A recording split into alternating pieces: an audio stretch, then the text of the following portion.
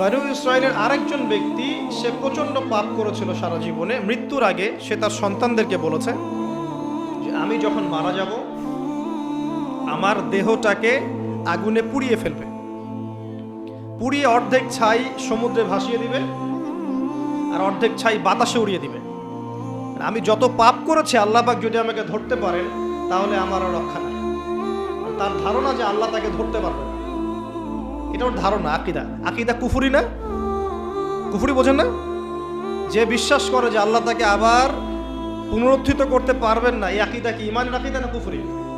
আকিদা কুফরি।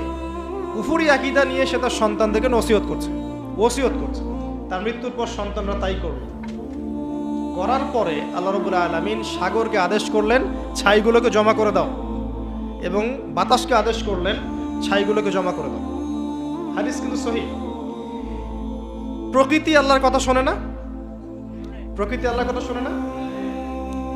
এই বিশাল সাগর আপনাদের আল্লাহর আদেশেই আপনার পা ধুয়ে দিচ্ছে। আপনি সামনে গিয়ে দাঁড়ান, আল্লাহর হুকুমে এই বিশাল শক্তিশালী সাগর আপনার পা ধুয়ে দিবে না? আল্লাহ যখন ওকে আদেশ করবেন যে আমার বান্দারা সবাই ইয়াবা খায়, আমার বান্দারা সব মাদক খায়, আমার বান্দারা সব জেনা করে, আমার বান্দা বান্দিরা এখানে পতিতা বৃত্তিতে লিপ্ত হয়েছে, জেনায় লিপ্ত হয়েছে, আমার বান্দা বান্দিরা এখানে নগ্ন হয়ে ঘুরছে, নামাজ কালাম পড়ছে না, তুমি এদের সবাইকে ভাসিয়ে দাও। সাগর ওই দিন আপনাকে ভাসিয়ে দিবে। সাগর তার কথা শুনবে? শুনবে না? প্রকৃতি আল্লাহর কথা শোনে। তো এই প্রকৃতি জড়ো করে দিল ছাইগুলো।